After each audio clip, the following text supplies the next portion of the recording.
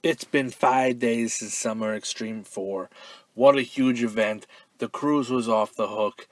We had an amazing night of professional wrestling, and we're about to get into the hot wire. Hold on to your hats because it starts right now.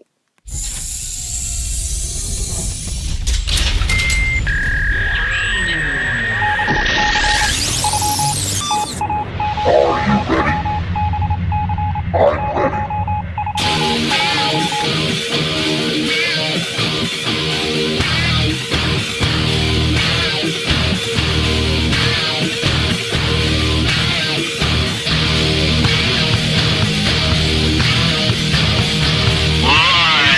on Revolution Radio, please welcome the hosts of the Hotwire, Tommy Knox. Oh, yeah. Welcome back to the Hot Wire. I hope all you guys had a wonderful week. I missed you. I hope you enjoyed Summer Extreme 4. I certainly did. And you know what? It was a good show, right? We're in the midst of the week off. There's no SCW show this weekend, and that kind of fucking sucks. But you know what? That means we got time for the mailbag. First three questions this week comes from my buddy Andy in Atlanta.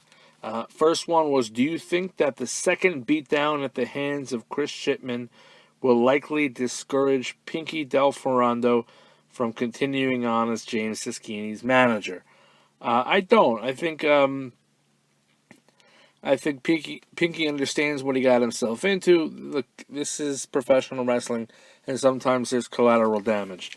But I think we will see Pinky next to Tiskini's. Wow, tongue twister already. We will see Pinky next to James Tiskini again.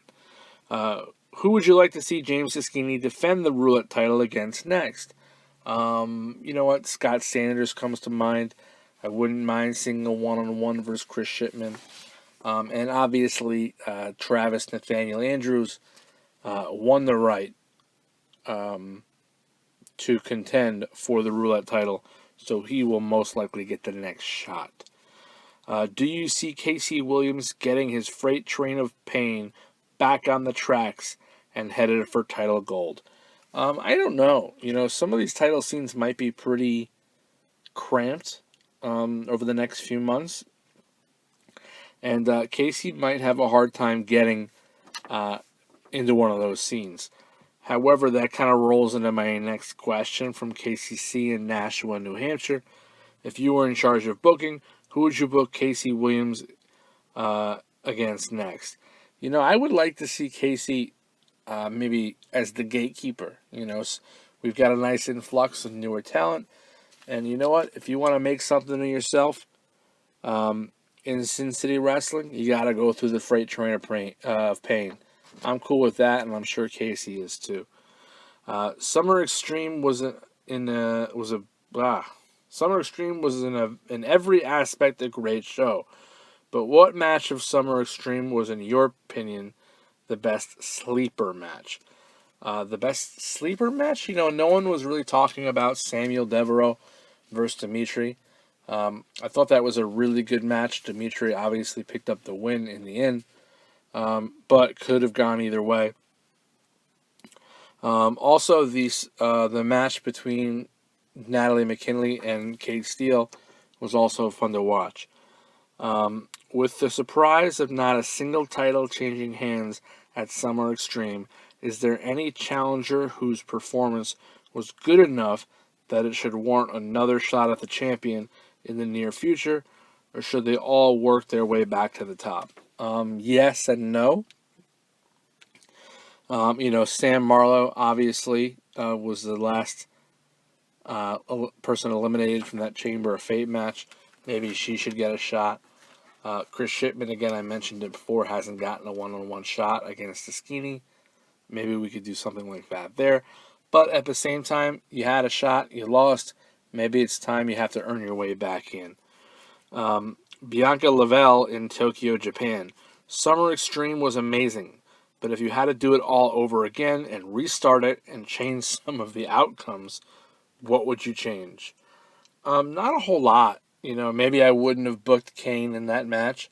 Not quite sure he deserved the title match to begin with. I would have liked to have seen Micah, obviously, last longer in that Chamber of Fate match. But for the most, I don't believe in changing history, right? Franklin Chaplin in Boise, Idaho. I love watching J2H and Despair wrestle one another, but now is the second time that Despair has fallen short of winning. Do you think we will ever see them compete against each other again? Maybe, right? It's pro wrestling. They both work for Sin City.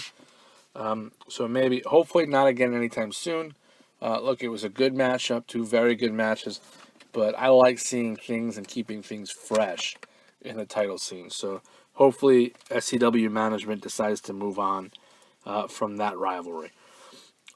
Daniel Iverson in Toronto. Now that Crystal Miller, I said it again, now that Crystal Miller has seemingly cemented herself as the Bombshell champion, who do you think should get the next shot at her title? To me, she cemented herself as a champion when she beat Sam a few weeks ago, but that's just me. Again, Sam, maybe. I like things fresh. Jesse Salco one-on-one, Kira Fisher one-on-one.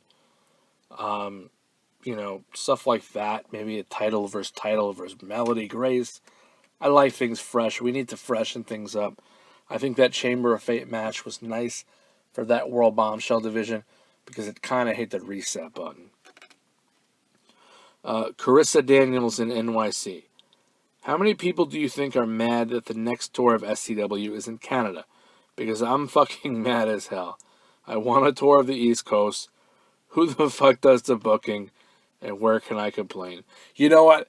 Good for you, Carissa Daniels, because I'm fucking pissed too. New Jack City, motherfuckers, right? Come to New York, come to Strong Island, come to Brooklyn. Let's fucking do this. Isaac Bryson in Paris, France. Whoa! Reaching the city of love all the way across the pond. I love it. I'm getting excited over here. Sorry. I know you'll get into the show after the fan questions as I listen every week, but what was the one thing that you think Summer Extreme was missing? I don't know. It felt like it was missing something. I wouldn't rank it as the best Summer Extreme of all time, but it was a good show. It was a lot of good action. The wrestling was great, and that's really what you want in a wrestling show. Lyle Zarek in Boston, Massachusetts. Man, I really wish that Crystal Miller wouldn't have retained. I wanted something earth-shattering to shake up the title division, but seeing as she did retain, do you think? I'm not really sure what this word means. Do you think now she's unbeatable leaving? I'm assuming she meant to say, do you think she's now unbeatable? And no, I do not. No one is unbeatable. Nobody is unbeatable. Lakeland Jones in Lincoln, Nebraska. I heard rumors that J2H is really leaving the company. Is this true? I hope not. And what's up with the friendship he and Micah have? Don't you think it's odd? I do.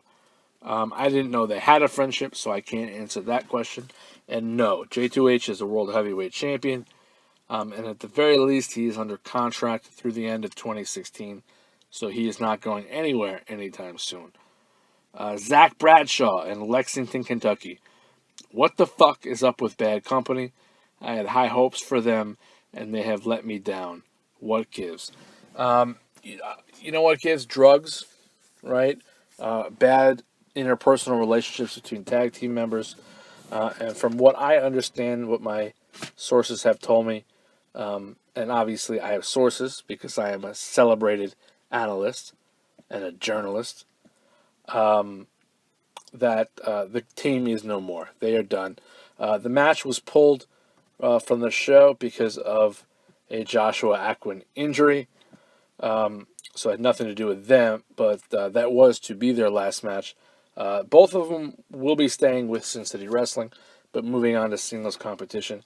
And obviously, Evie Bang will also be an active competitor going forward. Brinley Joseph in Chicago, Illinois. What is one storyline that you wish SCW would do? What's an overused storyline? Storylines I'm not sure of. I would like to see, again, freshness. We've gone through some of the same challengers now over and over in multiple divisions. Let's get something new going. Let's get the blood going. Let's get excited. That's all the questions that we had this week. Not going to lie, it was a little fucking weak.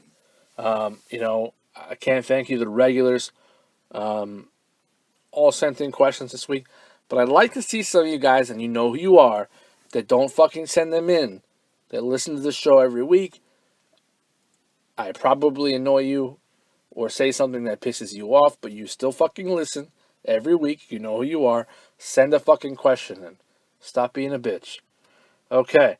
Let's dive into the show, right? Again, it was a fun show. I really enjoyed it, and I can't stress this enough. It had great wrestling. I spent the week on the Sun Princess. Obviously, Melly Knox was with me. We really enjoyed our time. I had a couple meet and greets.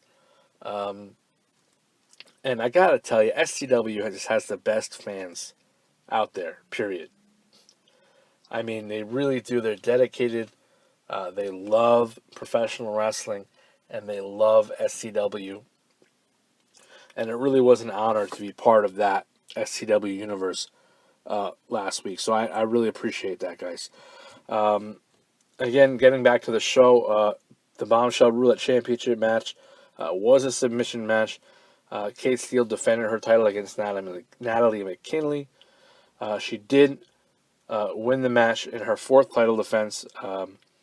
And, this was a good match. This is, again, one of those sleeper matches. Didn't get so much notoriety because it was at the beginning of the show. It wasn't one of the bigger matches. But really entertaining. And Natalie did lose, but that doesn't really hurt her star at all. Both of them are great competitors. Triple threat match, number one challenger for the Roulette Championship. Travis Nathaniel Andrews did defeat Marcus Reeves and Matt Spears. Andrews did pin Reeves. Both those guys, Marcus Reeves and Matt Spears, are just two of those guys that really disappoint you and frustrate you because they've got all the talent in the world. Started off a little hot in the company and have pretty much sizzled since then, and you wonder what's going on there. Blanca Chastain defeated Candy Overton in a special challenge match, which was a street fight. This one was pretty quick. It was over really not too long after it began, and obviously Blanca won. Superstar Roulette Championship. It was a fatal four-way Ultimate X over the pool. James Siskini defended his title against Ryan Keys, Casey Williams, and Chris Shipman. And Tiskini did retain. It was a fun match. These matches are always fun. And Tiskini is really turning into one of the better roulette champions that we've had in this company. And he's been fun to watch. Grudge match. Veronica Taylor defeated Christina Bentley. Those two over the past 7-8 weeks or so have been in each other's business. And finally they had the blow-off match. And Veronica Taylor won. This was a big win for Veronica Taylor. She needed a big win. Put her back on her winning ways. And you have to think that having Miles Blake in her corner is just a small part of that. World Bombshell Tag Team Champions. The Angel Clan, Uriel Abaddon, and Lucy Serafina defeated Team Technicolor, Remy and Edie Grayson. And Serafina did pin Edie. I didn't think that Team Technicolor had much of a chance in this one. The Angel Clan is just getting started with their run, and I think they're going to have a nice, solid run. It doesn't mean Team Technicolor won't have a shot in the future. This obviously just wasn't their weekend. Singles match, speaking of Angel Clan, Samuel Devereaux took on Dimitri, and Dimitri did win. This, to me, was the ultimate sleeper match of the show because it was a really good show. It was a really good match. Both men shined, And even though Dimitri won, it could have gone either way. So Samuel Starr certainly did not burn out at Summer Extreme. Roxy Johnson defeated Amy Jade via submission with the Justice Lock. Roxy looked good. She always looks good, but she's looked good. She's fallen back into her own as a singles competitor. And I like that. I like to see her get back towards the World Bombshell Championship. But we do know from her tweets and her promos that she has the Roulette title on her mind. World Tag Team Championship, Team BJ, Ben Jordan, and Jamie Dean defended against the members of the Elders, John Doe and Eisenstein. Jordan did submit Doe with the crossing Jordan to pick up the win. And Team BJ is starting also to kind of get some momentum. Third straight title defense. You know, I like these guys. I like them together. I think they move well together. And they could end up having a nice reign. And what was probably the biggest upset of the night, or maybe the only upset of the night, Drake Green in his final SCW match did lose to the debuting Scott Sanders. And as much of a shit night that was for Drake Green, what a huge night for Scott Sanders. You know, very few people can say that they've beaten Drake Green one-on-one. Even fewer people can say that they debuted against Drake Green and won. And he is the only person that could probably say that they debuted against Drake Green and won at one of the biggest shows of the year. So, again, a little bit of momentum for Scott Sanders, and I wouldn't be surprised to see him in the title scene pretty soon. Bombshell Internet Championship, Melody Grace defeated Amy Marshall, her second defense of the belt. This match was kind of meh. There was no real build-up, and again, I think that SCW needs to concentrate on this Internet title a little bit more in both the Bombshell and the Superstar division. There just hasn't been buzz around those belts, and there should be, because that's, again, it's a second-tier title. And we've had some pretty good wrestling for those belts, but again, SCW has not been hyping them. Speaking of Internet Championship, Superstar Internet Championship, triple threat match. Rage defeated Steve Ramone and Kane to retain for the fourth straight defense. And you know what? I was kind of hard on Rage early on in this run, and it's kind of coming around. It will probably end up being the longest reigning, or longest title reign, I should say, for Rage in the Internet division. He's been looking very good. I would have liked to have seen a one-on-one match between Rage and Steve. Not quite sure that Kane deserved to be in that match. But again, it was entertaining. World Heavyweight Championship, 2 out of 3 falls. J2H again beats Despair, proving that he is the best in the business right now. Again, it was a fun match. This to me was the match of the night. And deservedly so. I just hope we don't see this matchup again and again and again. I've heard some rumors that SCW is trying to freshen up the World Heavyweight Championship scene to generate some interest and create some new contenders, and that's certainly welcome. Final match of the evening, the main event, was the World Bombshell Championship in the Chamber of Fate match. Kristen Miller defended her championship against Kira Fisher-Johnson, Mercedes Vargas, Jesse Salco, Sam Marlowe, and of course Micah. This was an interesting match, never been done before in SCW, and it was very entertaining. A little bit brutal at times. Some people look good, some people pop pretty good, and we'll get into that in a little bit. But Crystal did retain against a pretty hard field, and congratulations to her. There were some good matches, right? So when I sent out the Twitter question of the week, I asked straight up, what was the match of the night? I gave 4 options. Drake Green and Scott Sanders got only 6% of the vote.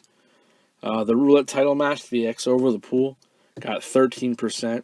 Chamber of Fate, the World Bombshell title match, got 25%, so about a quarter of the vote. And then the World Heavyweight Championship, H2H versus Despair, the 2 out of 3 falls match, got 56% of the vote. That's pretty cool. Again, these guys left it all out there, and they look good doing it. And congratulations to J2H, who is now the longest reigning World Heavyweight Champion in company history. To end the show, guys, as always, stock up and stock down. We'll start with stock up. First off is Crystal Miller. Again, she defeated the Field. She looked very good. She handled Sam Marlowe when it was one-on-one pretty efficiently, like she has in the past. And I think this title run for her could be kind of special. James Siskini, on his way to a historic roulette title run, has looked great. Has just been on fire since he started with the company. And I'm really looking forward to some of the stuff that he can do going forward, especially if he one day moves out of the roulette division. Jesse Salco, Kira Fisher-Johnson. Both of you guys are stocking her up. You guys proved to me that you belonged in that Chamber of Fate match and that you deserve shots at the World Bombshell Championship again in the future. So congratulations to you. And to add, I guess, a fourth or a fifth stock up this week, and that's J2H. It's a huge accomplishment to become the longest reigning World Heavyweight Champion of all time. So congratulations to you, Jay. You deserve it. You've been a fine champion. Stock down. Kane, your stock is down. You looked not so good leading up to the Supercard. You lost at the Supercard. You lost most of your matches before the Supercard. You are not the same Kane that was here a year ago. You are not the Hall of Famer. You are not the Grand Slam champion. You're somebody else. You're an imposter.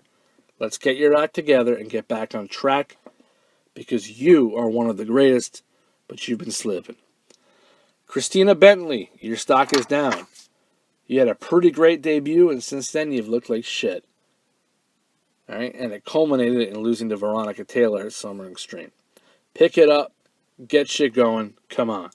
And the final stock down of the evening, all right, is Despair. That's right. I said it. Despair's stock is down. Despair went through the blast from the past tournament last year to win that number one contendership. He lost to J2H in a very close match. He had a second opportunity at Summer Extreme, and he lost again. All right?